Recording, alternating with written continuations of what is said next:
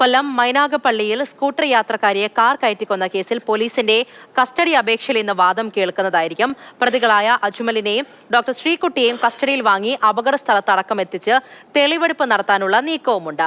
കണ്ണൻ നായരാണ് ഇതിന്റെ വിവരങ്ങളുമായി ചേരുന്നത്. Kannan, good morning. ഏറ്റവും ക്രൂരമായ സംഭവമാണ്. ഇതിന് തൊട്ട് മുൻപായിട്ട് ശ്രീകുട്ടിയുടെ അമ്മയുടെ വാക്കുകളൊക്കെ കേട്ടതാണ്. പല ആരോപണങ്ങൾ അവർ മുന്നിലേക്ക് വെക്കുന്നുണ്ട്. പക്ഷെ അങ്ങനെയുള്ള ആരോപണം ഉണ്ടെങ്കിൽ അത് പോലീസാണ് നോക്കേണ്ടത്. നമ്മളതിൽ ചർച്ച ചെയ്തിട്ട് കാര്യമില്ല.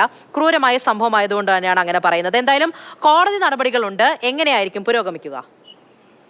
ഇന്നലെ വൈകിട്ടാണ് ഇരുവരെയും കസ്റ്റഡിയിൽ വേണമെന്നുള്ള അപേക്ഷ കോടതിയിൽ പോലീസ് സമർപ്പിച്ചത്. ഈ അപേക്ഷയിന്മേലാണ് ഇന്ന് വാദം കേൾക്കുന്നത്. 3 ദിവസത്തേക്കാണ് കസ്റ്റഡിയിൽ വേണമെന്നാണ് പോലീസിന്റെ ആവശ്യം. ഈ വിഷയത്തിൽ കോടതി ഇന്ന് വിധി പ്രഖ്യാപിക്കും. കസ്റ്റഡി ലഭിച്ചു കഴിഞ്ഞാൽ ഇവരെ സംഭവ സ്ഥലത്ത് എത്തിച്ച് തെളിവെടുക്കും. ഒപ്പം തന്നെ ഇവർ ഗൂഢാലോചന നടത്തിയെന്നുള്ള ഒരു വകുപ്പ് കൂടി ചുമത്തിയിട്ടുണ്ട്. ആ വകുപ്പിന്മേലുള്ള അന്വേഷണവും പോലീസിന്റെ ഭാഗത്ത് നിന്ന് ഉണ്ടാകും. ഒപ്പം തന്നെ ഇന്നലെ ഡോക്ടർ ശ്രീകുട്ടി കേസിലെ പ്രതിയായിട്ടുള്ള ഡോക്ടർ ശ്രീകുട്ടി ഒരു ജാമ്യാപേക്ഷ ശാസ്താംകോട്ട കോടതിയിൽ നൽകിയിരുന്നു. എന്നാൽ ഈ ജാമ്യാപേക്ഷ ശാസ്താംകോട്ട കോടതി ഇന്നലെ തള്ളുകയും ചെയ്തിരുന്നു.